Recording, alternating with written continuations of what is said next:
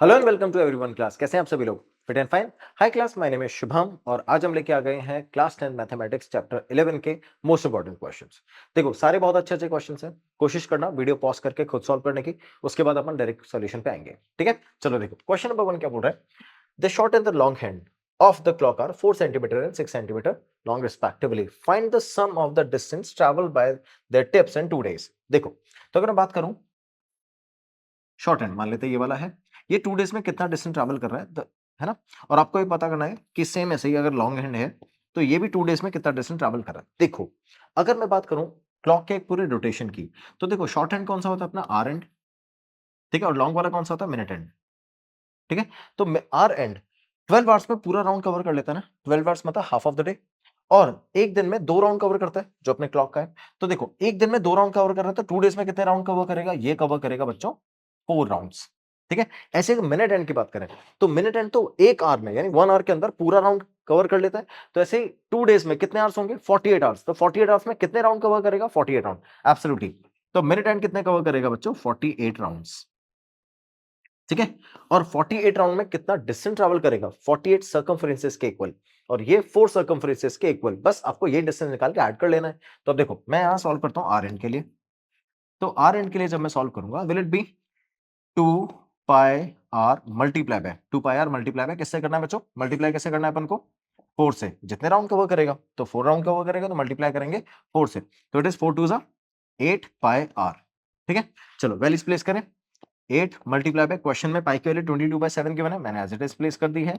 Multiply किससे करना है? आर से। तो जो शॉर्ट हैंड है उसकी लेंथ कितनी है बच्चों? 4 सेंटीमीटर, तो रेडियस भी कितनी हो जाएगी? 4। बस इन सबको मल्टीप्लाई करना है। तो अब मल्टीप्लाई करते हैं। 8 मल्टीप्लाई बाय 22/7 मल्टीप्लाई बाय 4। तो जैसे आप मल्टीप्लाई करोगे, 8 टू जा 16 मल्टीप्लाई बाय 22/7, फाइनली आंसर आएगा 704/7। ठीक है, ये डिस्टेंस ट्रैवल्ड है। अब सेंटीमीटर में है तो ये भी आंसर सेंटीमीटर में होगा। अपन बात करते हैं मिनट हैंड की। सो मिनट हैंड ने जितना डिस्टेंस कवर किया है, क्या वो 48 राउंड के इक्वल है? तो 48 मल्टीप्लाई बाय 2 पाई आर, ये रखेंगे। मैं मल्टीप्लाई करता हूँ 48 को किससे बच्चों? मल्टीप्लाई करता हूँ इसको 2 मल्टीप्लाई बाय 22/7 मल्टीप्लाई बाय 6। ठीक है, इन सबको मल्टीप्लाई करोगे तो यूल गेट 12672 डिवाइडेड बाय 7। आप मल्टीप्लाई करके चेक कर लेना, यही आंसर आएगा। मैं बहुत बार कर चुका हूं, मुझे याद हो गया। तो it is 704/7, it is 1762672/7 centimetre, ये आंसर आ गया। ठीक है, ये दोनों वैल्यूज आ गई अपनी। अब अपन निकालते हैं इसका फाइनल आंसर। तो देखो, फाइनल आंसर के लिए मुझे क्या करना है? Total distance, total total distance covered would be 12672 12672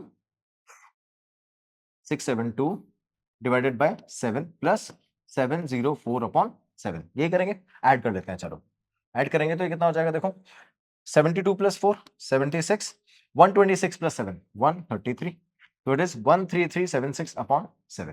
ठीक है, डिवाइड करना स्टार्ट करें। 7 1 जा 7, कितना बच्चा बच्चों? 6, 6 और 3 63, 7 9 जा 63, 7 1 जा 7, कुछ नहीं बचा, जीरो। जीरो प्लेस कर दिया। अब क्या बचा? देखो, जैसे जीरो प्लेस करोगे 60 हो जाएगा, डिवीजन ना, 60 हो जाएगा। 7 8 जा 56, कितना बचा? 4, 7 5 जा 35।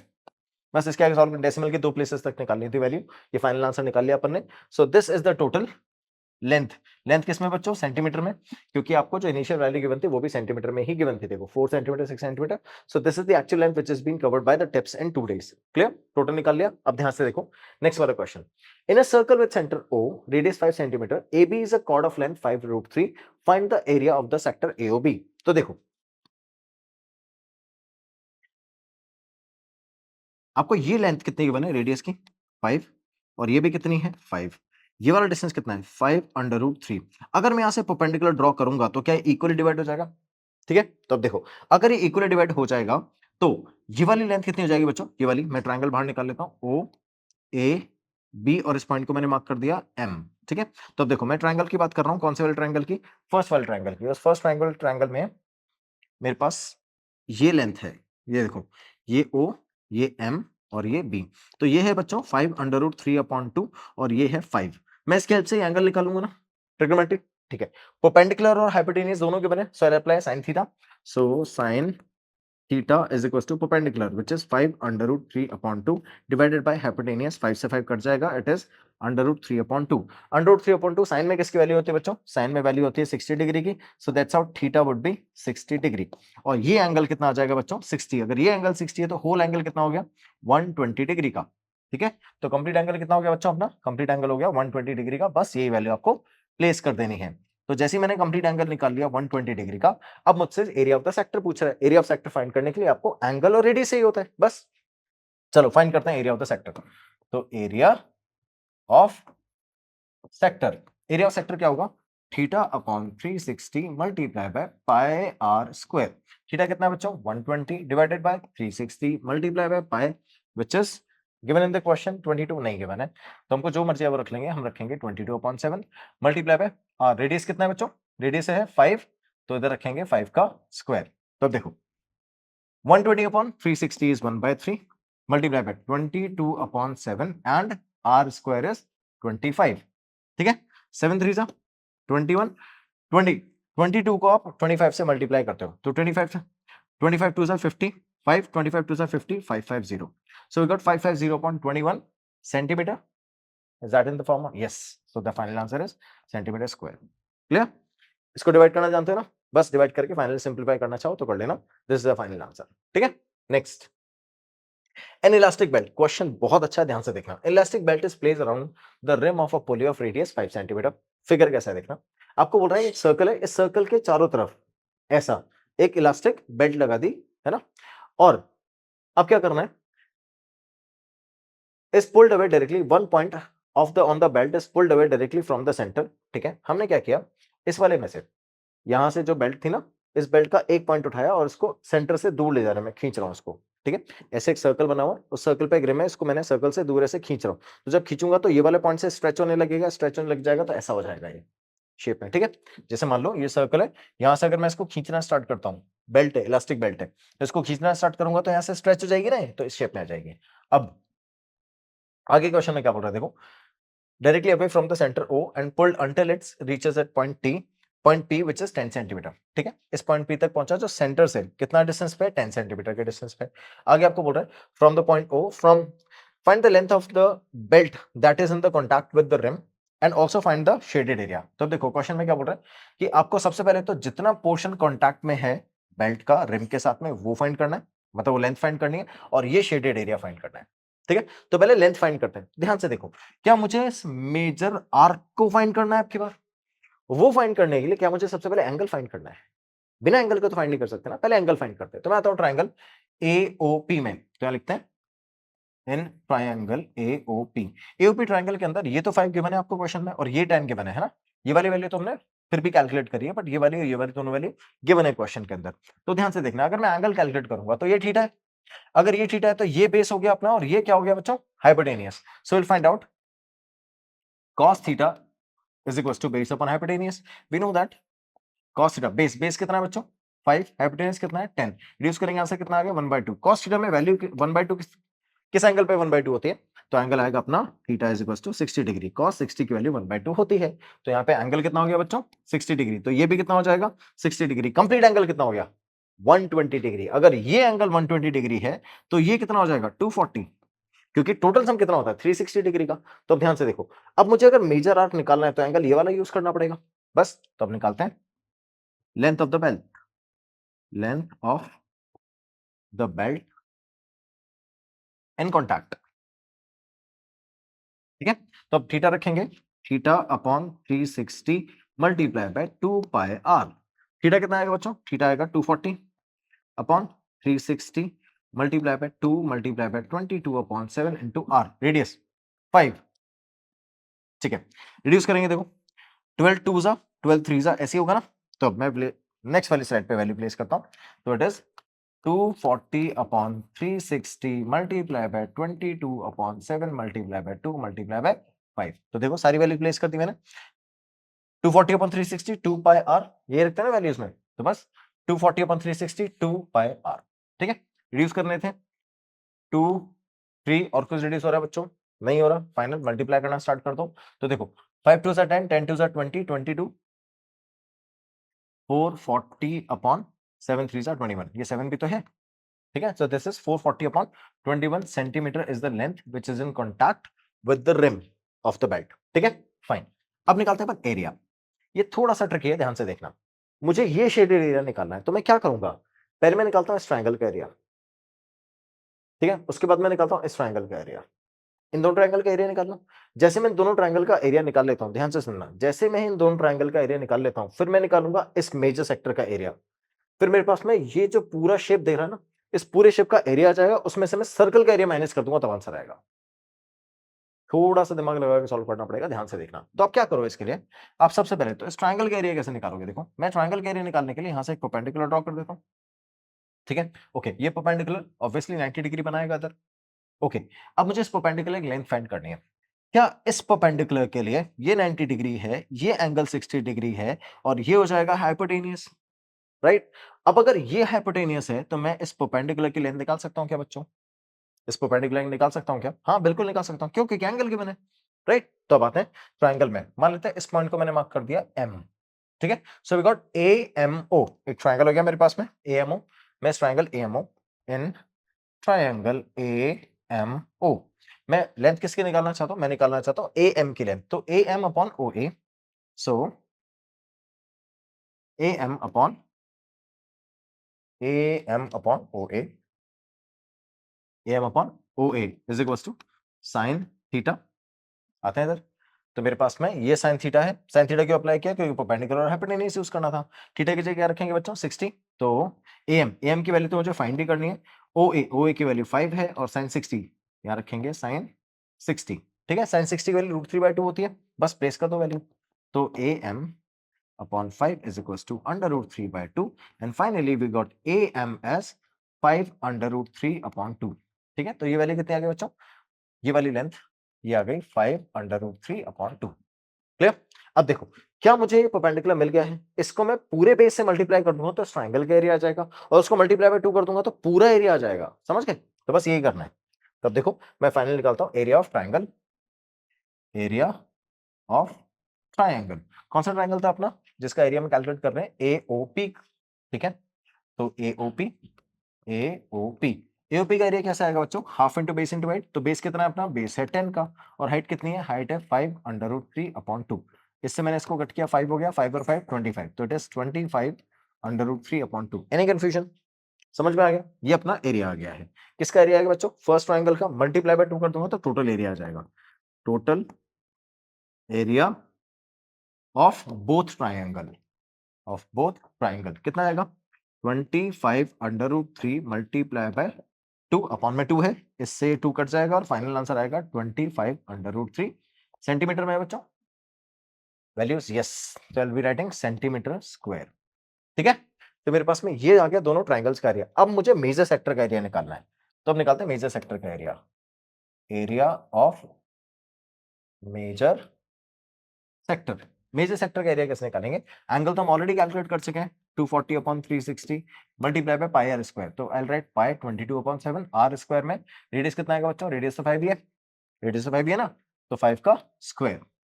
रेडियस क्या है, 2/3 था, multiply by 22 upon 7 multiply by 25। Clear, that's how will do it, fine. So अब फर्दर रिड्यूस करने का कोई मतलब ही नहीं है, होगा भी नहीं। तो अब मैं 25 को 2 से मल्टीप्लाई करता हूँ, 50 को 22 से मल्टीप्लाई करता हूँ, 1100। 22 को जब 5 से मल्टीप्लाई करते हैं 110 आता है, 50 से मल्टीप्लाई करेंगे तो 1100 डिवाइडेड बाय 21। ये क्या आ गया बच्चों, ये आ गया अपने पास में area of the major sector which is in the form of centimetre square. अब मैं निकालता हूं area of triangle, area of circle, area of circle. Area of circle क्या पाई आर स्क्वायर होगा क्या, 22 upon 7 multiply by r square which is 5 square. तो अब 22 multiply by 25 upon 7।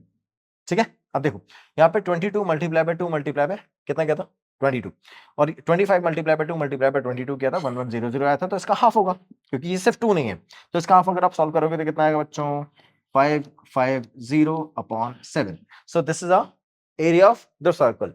अब मुझे करना क्या है, एरिया ऑफ सर्कल को माइनस करना है किस में से, टोटल एरिया में से। तो पहले टोटल एरिया निकालते हैं, तो टोटल एरिया क्या होगा, एरिया ऑफ द सेक्टर, कौन सा, मेजर, और उसमें इंक्लूड करेंगे अपन ये 25 √3 वाला एरिया।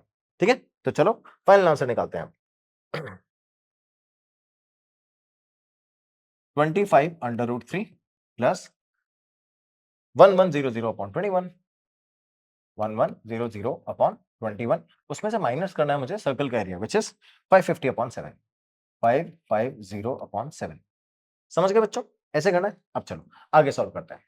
तो मुझे पता चल गया कि इन सारी वैल्यूज का जब हम सॉल्व करेंगे तो 25 √3 तो वैसे भी सॉल्व नहीं होना, किसी से मल्टीप्लाई भी नहीं होना और ऐड भी नहीं होना। ठीक है, तो मैं सॉल्व कर लेता हूं इन दोनों को।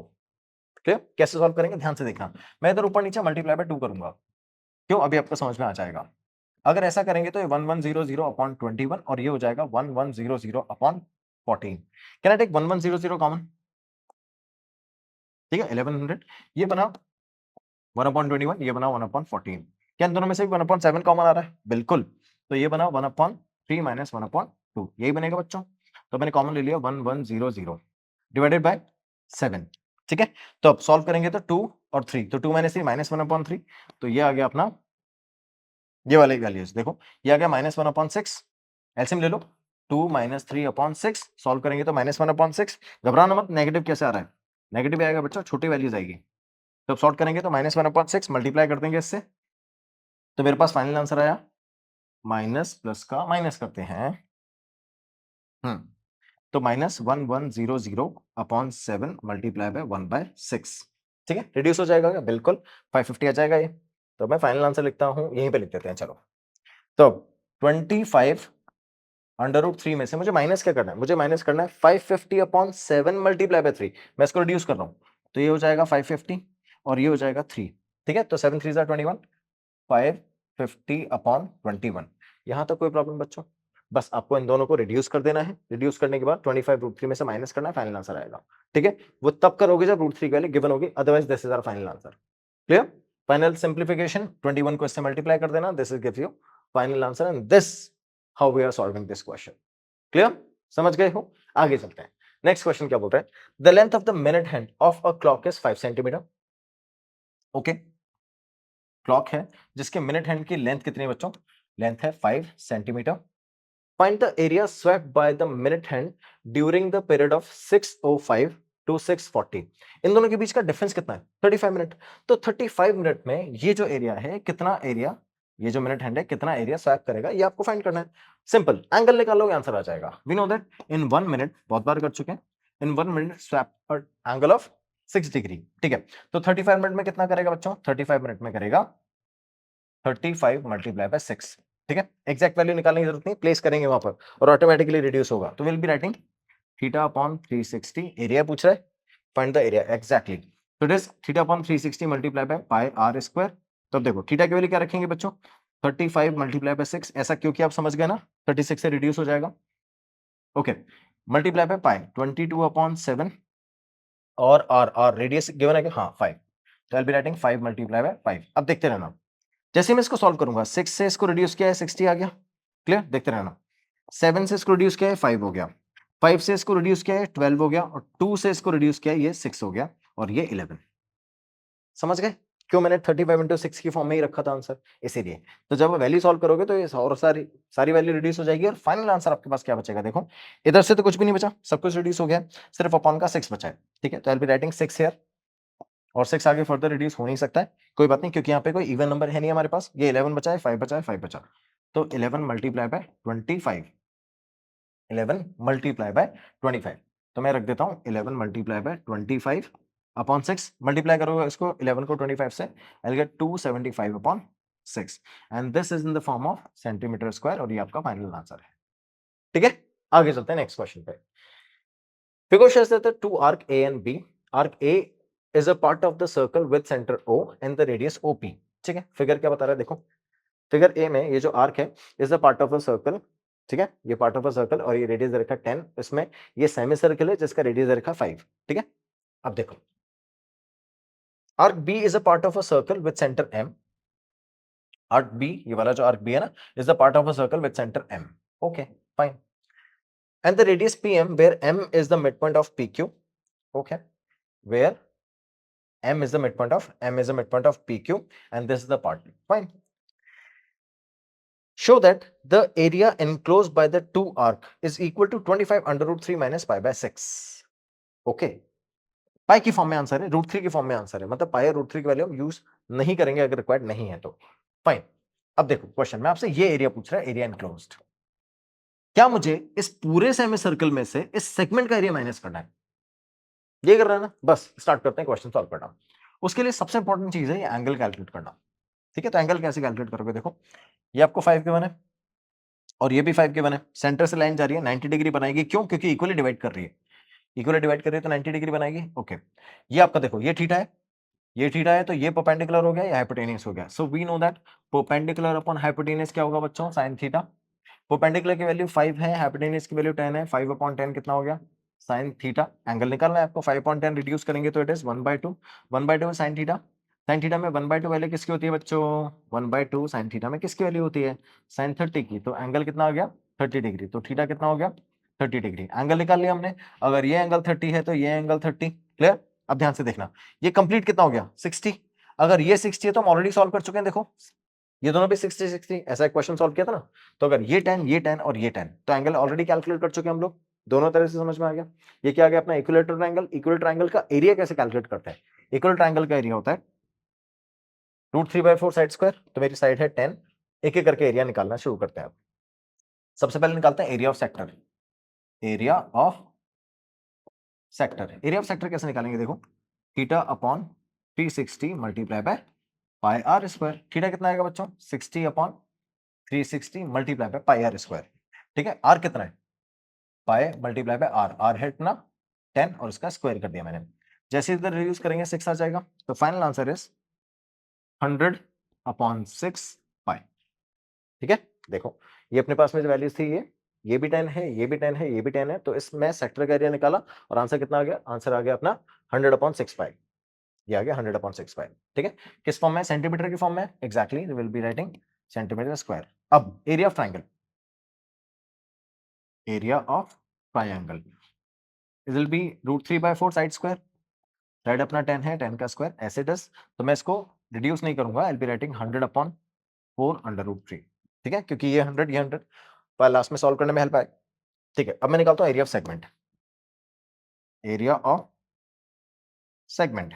एरिया ऑफ सेगमेंट क्या होगा? इन दोनों का सब्ट्रैक्शन। देखो तो ये होगा 100 पाई/6 minus 100 √3/4। Can I take 100 common? Definitely. So will be 100 पाई/6 माइनस √3/4। ये आ गया अपना एरिया ऑफ द सेगमेंट। अब मैं निकालूंगा area of semi circle. Area of semi circle की रेडियस कितना लेंगे? 5। और इस सेमी सर्कल का एरिया निकालते हैं। तो area of semi circle, area of semi circle. Semi circle का एरिया देखो पाई आर स्क्वायर अपॉन 2 यही आएगा। तो देखो ध्यान से, पाई कितना अपना? पाई वैल्यू प्लेस नहीं करते हैं क्योंकि यहाँ पे भी प्लेस नहीं करिए, बाद में रिड्यूस करने में हेल्प आएगा। पाई आर, आर कितना बच्चों? 5। तो 5 का स्क्वायर अपॉन 2 ऐसे रखेंगे। Will it B pi multiply bye 25/4? ये होगा ना, पाई स्क्वायर बाय 4। आर की वैल्यू 5 है तो 5 का स्क्वायर करेंगे 25। 25 अपॉन 2। 25 अपॉन 2 2 2 4 नहीं आएगा क्योंकि स्क्वायर अपन से 5 पाई कर रहे हैं। तो जब मैं फाइनल आंसर लिखूंगा तो मैं लिखूंगा 25/2 आंसर में। ठीक है, यहाँ लिखूंगा 2 विल बी 25 पाई/2। ठीक है, ये आंसर आ गया। अब मुझे क्या करना है? इसमें से सेमी सर्कल में से इस सेगमेंट को माइनस करना है। यही तो बोल रहा है क्वेश्चन। चलो स्टार्ट करें, मैंने सबट्रैक्ट करना। तो area enclosed, area enclosed find करना है। तो एरिया एनक्लोज्ड क्या आएगा बच्चों? 25 पाई/2 में से माइनस करना है ये वाली वैल्यूज। ठीक है, स्टार्ट करते हैं वैल्यू प्लेस करना। तो 25 पाई/2 माइनस 100 पाई/6 माइनस 3/4। तो पाई/6 माइनस √3/4। फाइन। अब देखना, क्या इन दोनों में से अपॉन में 2 कॉमन ले लूंगा और वो 2 से 100 से रिड्यूस कर देता है। तो ये आ जाएगा 50। उधर आएगा पाई/3 माइनस √3/2। क्लियर? इधर से 25 पाई/2। अब देखना ध्यान से, मैं क्या करता हूं, इसको 2 से मल्टीप्लाई डिवाइड करता हूं तो ये बन जाएगा 50 पाई/4 माइनस 50 पाई/3 माइनस √3/2। क्लियर? मैं दोनों में से 50 कॉमन ले लूं, ले लिया। इधर से क्या बचा? इधर से बचा पाई/4 माइनस पाई/3 माइनस माइनस प्लस √3/4। ये बन गया। पाई/4 में से पाई/3 माइनस करना है अपन को। ठीक है, पाई बाय 4 में से पाई बाय 3 माइनस करता एलसीएम कितना आ जाएगा 12, 3 पाई 4 पाई, तो it is 3 pi minus 4 pi, answer आएगा minus pi by 2 plus under root 3 by 4। ठीक है, तो फाइनली मैं इसको सॉल्व करता हूं, तो देखो कैसे सॉल्व करेंगे, under root 3 by 2 not 4, under root 3 by 2, क्योंकि हम ऑलरेडी 2 कॉमन ले चुके हैं ना, अंडर रूट 3 बाय 2।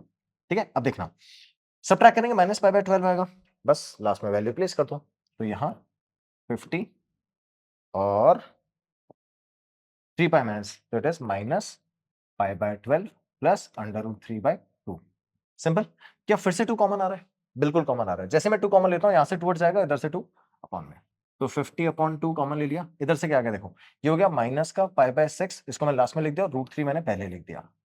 ठीक है, इसको इससे रिड्यूस करेंगे तो कितना आएगा बच्चों, 25 under root 3 minus pi by 6। यहां तक कोई प्रॉब्लम है?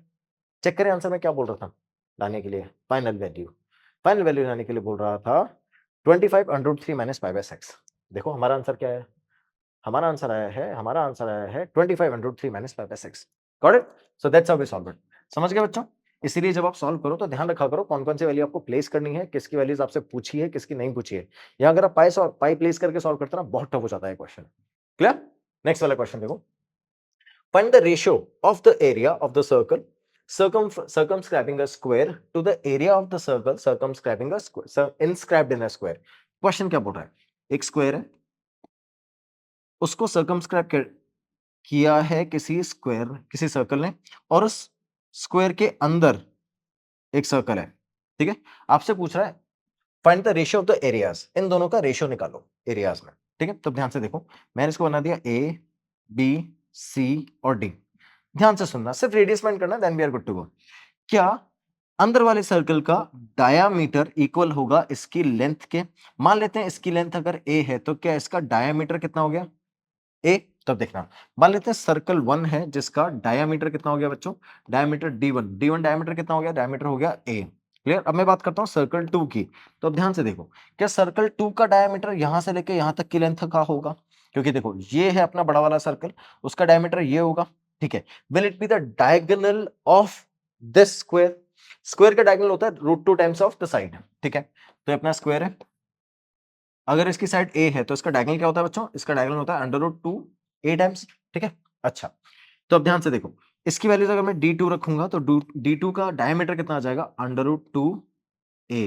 क्लियर? आपसे पूछा किसका है, एरियाज का रेशियो पूछा है। ठीक है, तो एरियाज का रेशियो कैसे फाइंड करेंगे, अगर डायमीटर ये है तो रेडियस R1 कितना आ जाएगा बच्चों, A/2, और रेडियस R2 कितना आ जाएगा, √2 A/2। कोई प्रॉब्लम है? बस जैसे अपन इसको सॉल्व करेंगे तो ध्यान से देखना, इसको अगर अपन सॉल्व करेंगे तो √2 यहां से हटाया मैंने, अपॉन में √2 आ गया, तो A/√2 और A/2, बस दोनों का एरिया का रेशियो फाइंड करना है। तो एरिया 1 अपॉन एरिया 2। ठीक है, तो एरिया 1 कितना आ गया, एरिया 1 आएगा पाई R/2 का होल स्क्वायर। ठीक है, आर की जगह ए रखेंगे, we are taken A inside, fine, तो मैं यहाँ पे ए रख देता हूँ, तो इट इज A/2। सेकंड वाला पाई A/√2 का होल स्क्वायर, पाई से तो पाई कट गया, देखो ऊपर वाला में क्या आया, A²/4, और डिनोमिनेटर में क्या आया, A²/2। जब सॉल्व करेंगे तो A² से A² कट गया, 2 ऊपर चला गया, तो इट इज 2/4, और फाइनल आंसर आ गया 1/2। तो अगर मैं एरियाज का रेशियो देखूंगा तो स्मॉलर टू ग्रेटर का, ठीक है, तो अगर मैं एरिया का रेशियो देखूंगा स्मॉलर टू ग्रेटर का, तो एरिया का रेशियो आ गया 1/2, और ग्रेटर टू स्मॉलर करोगे तो 2:1। This is the final answer. समझ गए बच्चों? तो जितने अच्छे अच्छे क्वेश्चन थे वो भी सॉल्व करवा दिए हैं। Chapter 11 with according to concept, NCERT, previous year question, most important question सब कवर कर लिए हैं। अब मन लगा के इस चैप्टर को ढंग से सॉल्व कर लो। कोई भी प्रॉब्लम आती है, we always available with the comment boxes, you can directly contact us. Thank you so much for watching, have a good day, bye bye.